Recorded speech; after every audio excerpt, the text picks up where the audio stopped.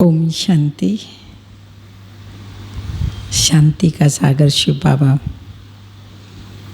शांत स्वरूप बच्चे, शांति धाम रहने का निवास स्थान। आज बच्चों को यही शिक्षा दे रहे हैं कि बच्चे शांत स्वरूप रहो, स्वभाव अपना शांति का बनाओ। शांति के स्वभाव वाले बहुत मीठे होते हैं, सबको प्यारे लगते हैं और शांति में रहने से ही हम सेफ रहते हैं। कहाँ भी जाता है एक चुप सो सुख। तो आज सुनते हैं शांति के सागर बाबा के 25 तारीख के साकार अनमोल धारणा युक्त महावाक्य। मीठे बच्चे, शांत रहने का स्वभाव बहुत अच्छा है। शांत स्वभाव वाले बहुत मीठे लगते हैं। फालतू बोलने से ना बोलना अच्छा है। क्वेश्चन, किन बच्चों को सभी प्यार करते हैं? इसी में दूसरा क्वेश्चन, स्वयं को सेफ रखने का साधन क्या है? आंसर, जो सभी को बहुत रुचि से प्यार से सेवा करते हैं उनको सभी प्यार करते हैं। तुम्हें कभी भी सेवा का अहंकार नहीं आना चाहिए। बाप द्वारा जो ज्ञान की कस्तूरी मिली है वो दूसरों को देनी है। सबको शिव बाबा की याद दिलानी है। इस याद की यात्रा से ही तुम बहुत बहुत सेफ रहेंगे। जितना याद में रहेंगे उतना खुशी भी रहेगी और मैनर्स भी सुधरते जाएंगे। ओम शांति। रूहानी बाप बैठ रूहानी बच्चों को समझाते हैं। समझा कर कितना समझदार बना देते हैं। पढ़ाई भी सहज है ना। मनुष्य संसार में समझाते समझाते अक्सर कह देते हैं थक गई मैं समझाते समझाते, और बाबा कहते हैं मैं समझा कर बच्चों को समझदार बना देता हूँ। वह है स्थूल पढ़ाई और यह है सूक्ष्म पढ़ाई। तुम बच्चे जानते हो ये पढ़ाई बाप के सिवाय और कोई पढ़ा नहीं सकते। बाप आई ही हैं पवित्र बनाने और पढ़ाने। ऑब्जेक्ट सामने खड़ी हैं, तो ऐसे बाप को याद कर खुशी में रोमांच खड़े हो जाने चाहिए।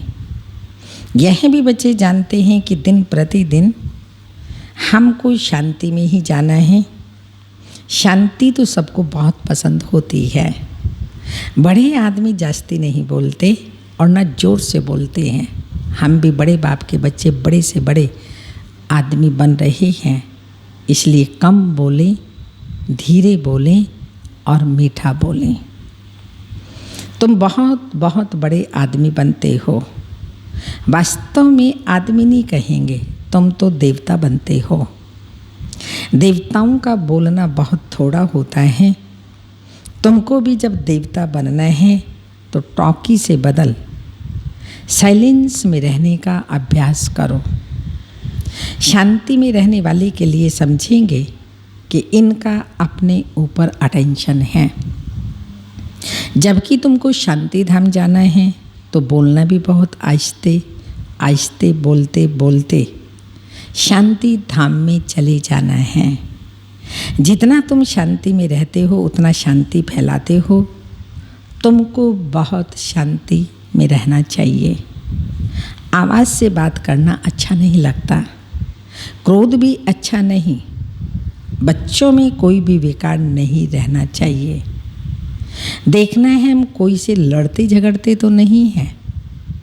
बाप ने समझाया है hear no evil talk no evil आदि आदि। जो बातें तुमको पसंद नहीं हैं उन बुरी बातों से तुम्हें किनारा कर देना चाहिए, तो दोनों का मुख बंद रहेगा।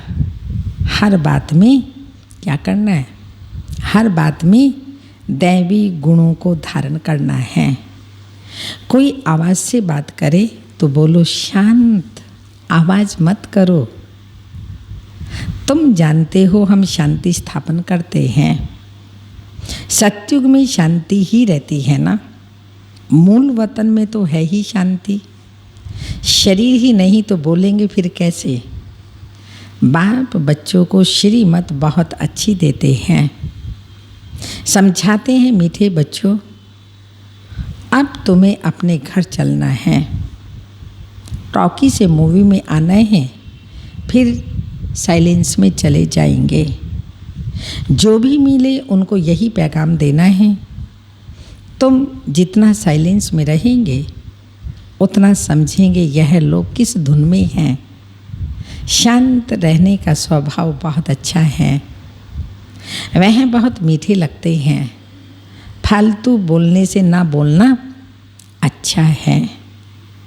तुम सच्चे सच्चे पैगंबर हो, तुम्हारी सबके ऊपर मेहर कृपा होनी चाहिए। मेहर करने वाले बच्चे बड़े शांति में बाप की याद में रहेंगे। सिर्फ पैगाम देना है कि बेहद के बाप को याद करो तो बेहद का सुख शांति मिलेगा। लौकिक बाप के पास बहुत धन है तो बहुत वर्षा मिलेगा ना। बेहद के बाप के पास तो विश्व की बादशाही है, जो हर 5000 वर्ष बाद तुम्हें विश्व की बादशाही मिलती है। तुम बच्चों को सभी की बहुत रुचि से सर्विस करनी है, हर एक को सेवा के लायक बनाना है। जो दूसरों की प्यार से सेवा करते हैं उनको सभी प्यार करते हैं। कभी भी सेवा का अहंकार नहीं आना चाहिए। तुम्हें बाप द्वारा ज्ञान की खस्तूरी मिली है, वह दूसरों को देनी है। एक दो को याद दिलाते रहो कि शिव बाबा याद है शिव बाबा याद। इसमें खुशी भी होती है, याद है तो याद का प्रत्यक्ष प्रमाण है, खुशी भी होती है। याद दिलाने वाले को थैंक्स देना चाहिए। याद की यात्रा से तुम बच्चे बहुत बहुत सेफ रहेंगे।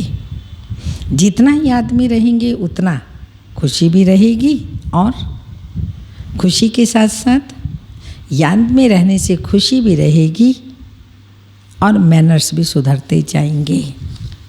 तुम्हें अपनी कैरेक्टर्स जरूर जरूर सुधारनी है। बाबा आया ही है चरित्र का निर्माण करने, तो अपनी कैरेक्टर्स जरूर जरूर सुधारनी है। हर एक अपनी दिल से पूछे, हमारा स्वभाव बहुत बहुत मीठा है, कभी किसी को नाराज तो नहीं करते। ऐसा वातावरण कभी ना हो जो कोई नाराज हो जाए। ऐसी कोशिश करनी है, क्योंकि तुम बच्चे बहुत ऊंच सर्विस पर हो। तुम ही सारे मांडवे को रोशनी देनी है। तुम धरती के चैतन्य सितारे हो। कहाँ भी जाता है नक्षत्र देवता आदि आदि, अब वह सितारे कोई देवता नहीं है, तुम तो उनसे महान बलवान हो, क्योंकि तुम सारे विश्व को रोशन करते हो। तुम ही देवता बनने वाले हो। जैसे ऊपर सितारों की रिमझिम है, कोई सितारा बहुत तीखा होता है और कोई हल्का, कोई चंद्रमा के नज़दीक होता है। तुम बच्चे भी योग बल से संपूर्ण पवित्र बनते हो तो चमकते हो। अभी तुम बच्चों को अविनाशी ज्ञान रत्नों की लॉटरी मिल रही है, तो कितनी खुशी होनी चाहिए। अंदर में खुशी की उछले मारते रहो। ये तुम्हारा जन्म हीरे जैसा गाया जाता है।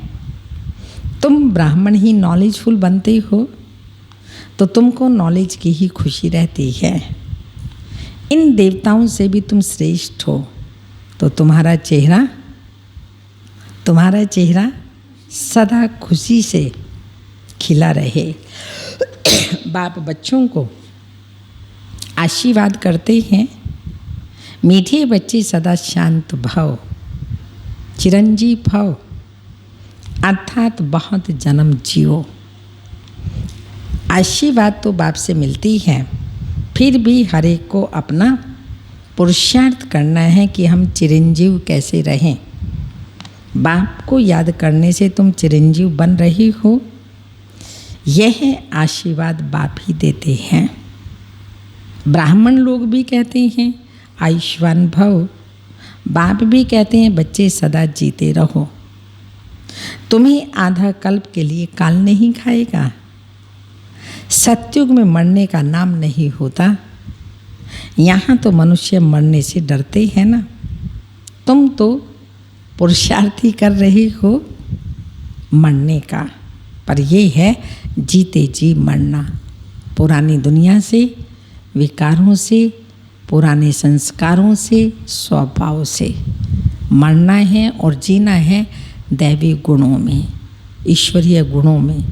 वो हमें यहाँ संगम युग पर ही धारण करने हैं। तुम यहाँ आए हो मरने के लिए। तुम जानते हो बाबा को याद करते करते हम यह शरीर छोड़ शिव बाबा के पास चले जाएंगे, फिर स्वर्गवासी बनेंगे। अभी तुम मोस्ट बिलवेड बाप के बच्चे बने हो, तो तुमको बाप जैसा बहुत बहुत मीठा और प्यारा बनना है।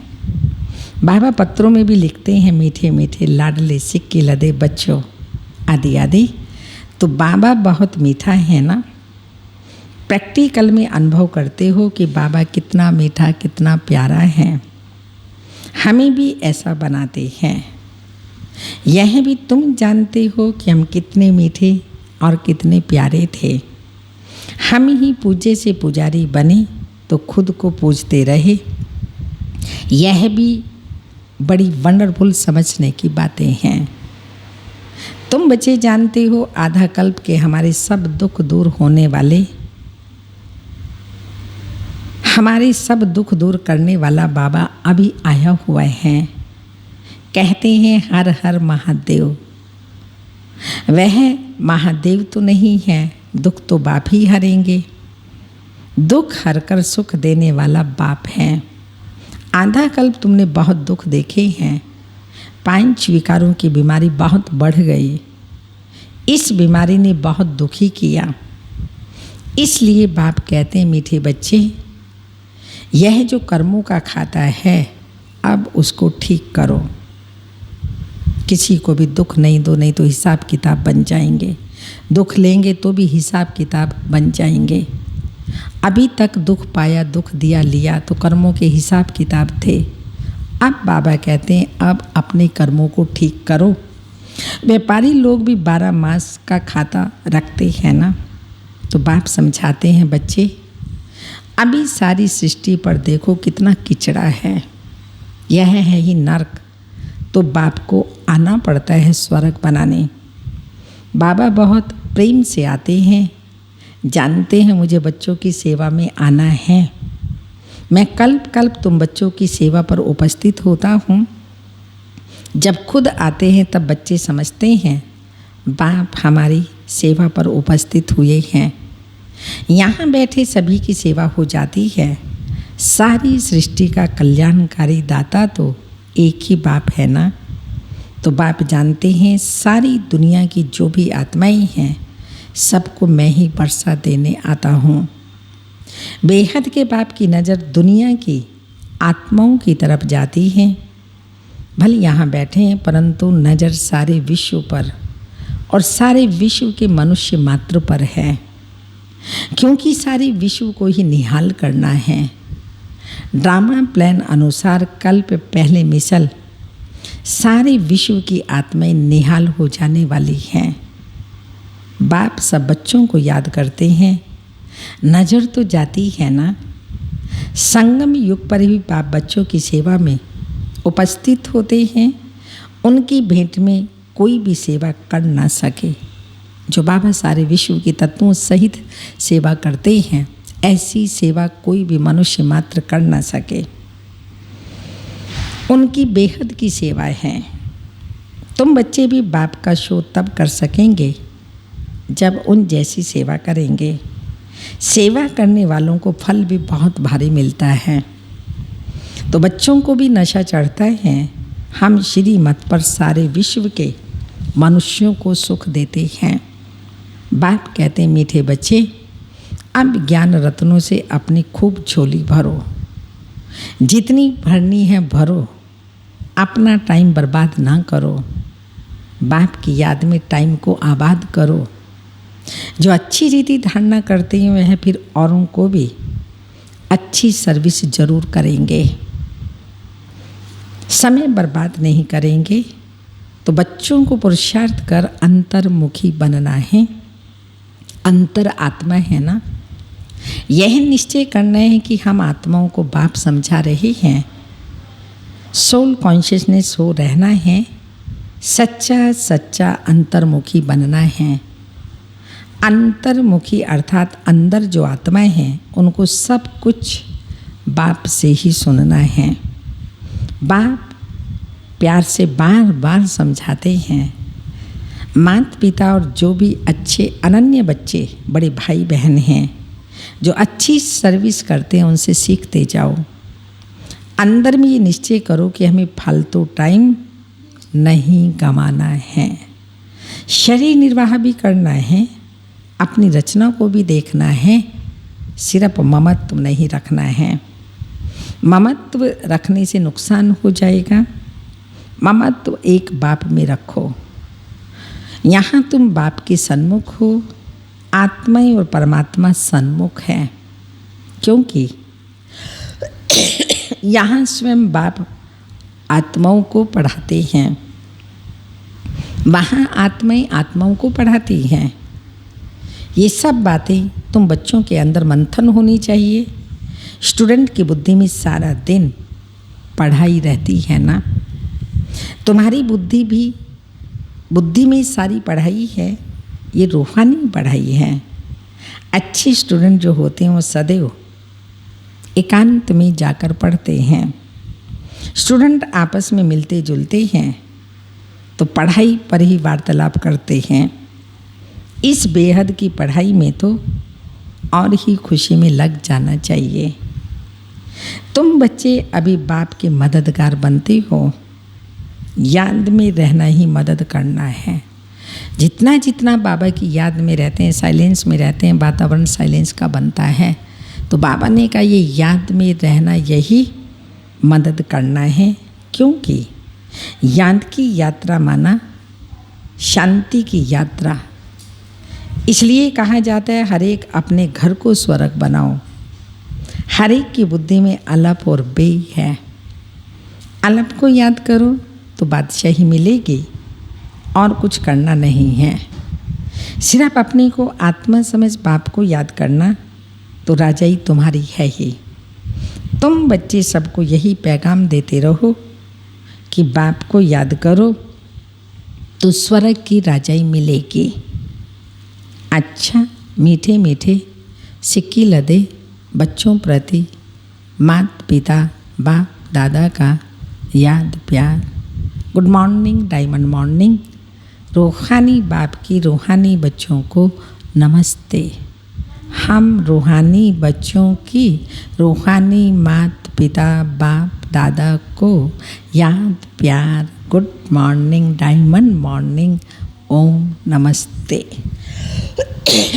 धारणा के लिए मुख्य सारे हैं, बाप की याद में अपना टाइम आबाद करना है। यह अमूल्य समय कहाँ भी बर्बाद नहीं करना है। पुरुषार्थ कर अंतर्मुखी अर्थात सोल कॉन्शियस होकर रहना है। सेकंड पॉइंट, अभी हम देवताओं से भी श्रेष्ठ ब्राह्मण हैं। अभी बाप द्वारा अविनाशी ज्ञान रत्नों की लॉटरी मिली है। नॉलेजफुल बने हैं तो चेहरा सदा खुशी से खिला रहे, अंदर में खुशी की उछले मारते रहो। वरदान, साकार और निराकार बाप के साथ द्वारा हर संकल्प में विजयी बनने वाले सदा सफलता मूर्त भाव। जैसे निराकार आत्मा और साकार शरीर दोनों के संबंध से हर कार्य कर सकते हो, ऐसे ही निराकार और साकार बाप दोनों को साथ व सामने रखते हुए हर कर्म व संकल्प करो तो सफलता मूर्त बन जाएंगे। क्योंकि जब बाप दादा सन्मुख है तो जरूर उनसे वेरीफाई करा करके निश्चय और निर्भयता से करेंगे। इससे समय और संकल्प की बचत होगी, कुछ भी व्यर्थ नहीं जाएगा, हर कर्म स्वतः सफल होगा। स्लोगन: रूहानी स्नेही संपत्ति से भी अधिक मूल्यवान है। रूहानी स्नेही संपत्ति से भी अधिक मूल्यवान है, इसलिए मास्टर स्नेह के सागर बनो। मास्टर स्नेह के सागर बनो।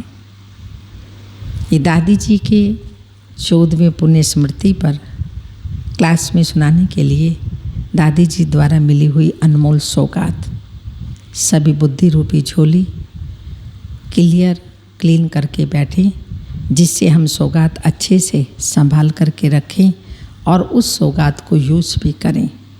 तो चलिए, ये दादी जी ने 14 सौगातें दी हैं, जो क्योंकि आज दादी जी की पुण्यतिथि है तो उस पर दादी जी हम सब बच्चों को 14 सौगातें दे रही हैं।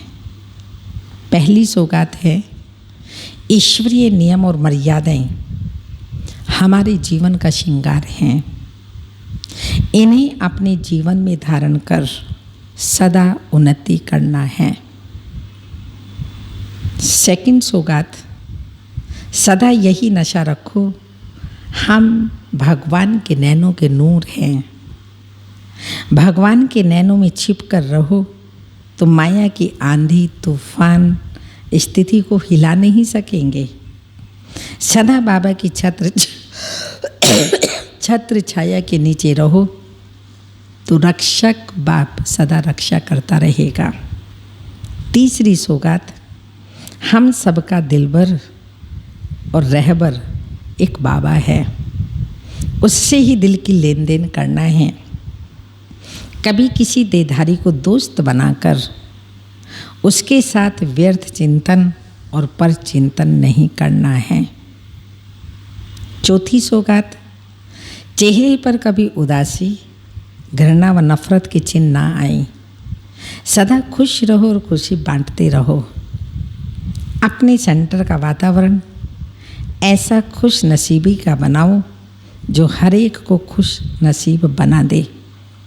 पांचवी सौगात, जितना अंतर्मुखी बन मुख और मन का मौन धारण करेंगे, उतना स्थान का वायुमंडल लाइट और माइट संपन्न बनेगा और आने वालों पर उसका प्रभाव पड़ेगा। यही सूक्ष्म साकाश देने की सेवा है। छठी सौगात, कोई भी कारणवश मेरे तेरे में आकर आपसी मतभेद में नहीं आना है। आपसी मन मुटाव यही सेवाओं में सबसे बड़ा विघ्न है। इस विघ्न से अब मुक्त बनो और बनाओ। सातवीं सौगात, एक दो के विचारों को सम्मान देकर हर एक की बात पहले सुनो, निर्णय करो तो दो मतें नहीं होंगी। हर एक छोटे बड़े को रिस्पेक्ट जरूर दो। आठवीं सौगात, अब बाबा के बच्चे सच्चे संतुष्टता की ऐसी खान बनो जो आपको देखकर हर एक संतुष्ट हो जाए। सदा संतुष्ट रहो और दूसरों को भी संतुष्ट करो। नौवीं सौगात, 4 मंत्र याद रखना। कौन से 4 मंत्र? एक, कभी भी अलबेला नहीं बनना, सदा अलर्ट रहना। दूसरा, किसी से भी घृणा नहीं करना। किसी से भी घृणा नहीं करना, सबके प्रति शुभ भावना रखना। तीसरा, किसी से भी ईर्ष्या नहीं करना। उन्नति की रेस करना, ईर्ष्या रेस नहीं करना, उन्नति की रेस करना। चौथा, कभी भी किसी भी व्यक्ति वस्तु व वैभव पर प्रभावित नहीं होना। सदा एक बाबा के ही प्रभाव में रहना। 10वीं सौगात, हम सब रॉयल बाप के रॉयल बच्चे हैं। सदा स्वयं में रॉयल्टी और पवित्रता के संस्कार भरना। गुलामी के संस्कारों से मुक्त रहना, सत्यता को कभी भी छोड़ना नहीं। 11वीं सौगात, हर एक रोज हर घंटे 5 मिनट भी साइलेंस की अनुभूति जरूर करो तो अनेक बातों पर विजय पाने की शक्ति आ जाएगी। माया पर विजय तब होगी जब ज्ञान सहित योग में रहेंगे। 12वीं सौगात, सेवा के साथ साथ स्व स्थिति एक रस रहे, उसके लिए योग की भट्टी बहुत जरूरी है। इसमें सभी को संगठन में बैठकर अभ्यास करना चाहिए तो संगठन का भी बल मिलता है। 13वीं सौगात, आपके चेहरे पर कभी भी उदासी, घृणा, नफरत के चिन्ह दिखाई ना दें। अगर आपस में कोई 19-20 बात हो भी जाए तो अपनी तपस्या से उसको मिटाओ। 1-2 के आगे वर्णन नहीं करो। वर्णन करने से वायुमंडल खराब हो जाता है।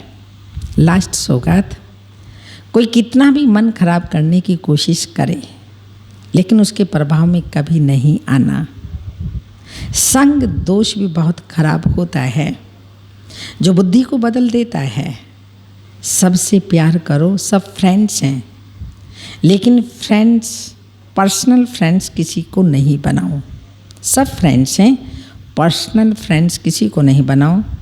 यह अंडरलाइन करो। ये दादी जी की शिक्षाएं हम सभी ने नंबरवार धारण की हुई हैं, लेकिन और भी अधिक इन शिक्षाओं को हमें अपने जीवन में धारण करनी है तो दादी जी समान, बाप समान फरिश्ता अवश्य बन जाएंगे। आज की तपस्या की पॉइंट है, सदा अपने को डबल लाइट समझकर सेवा करते चलो। जितना सेवा में हल्कापन होगा उतना सहज उड़ेंगे, उड़ाएंगे। डबल लाइट बन सेवा करना, याद में रहकर सेवा करना, यही सफलता का आधार है। डबल लाइट बनकर के सेवा करना, याद में रहकर के सेवा करना, यही सफलता का आधार है। दादी जी की विशेषता, लक्ष्य के समान सदा लक्षण धारण करने में नंबर 1। दादी जी ने शुरू से यही लक्ष्य रखा, मुझे बाप समान संपन्न और संपूर्ण बनना ही है। कर्मातीत बनकर वापस जाना है। हमें अपनी फरिश्ता स्थिति बनानी है। हमें अपने में रूहानियत के इसेंस जरूर भरना है। रूहानियत का इसेंस जरूर भरना है। बल सेवा हमारी पढ़ाई का एक अंग है, बहुत बड़ी सब्जेक्ट है, लेकिन सेवा के साथ साथ याद का भी इतना ही बैलेंस रखना है। उन्होंने लक्ष्य प्रमाण लक्षण धारण किया और बाप समान कर्मातीत बन गई। हमारी अति अति प्यारी आदरणीय दादी जी, ऐसे ही हमें भी लक्ष्य को सामने रख लक्षण धारण कर कर्मातीत फरिश्ता बनना है। ओम शांति।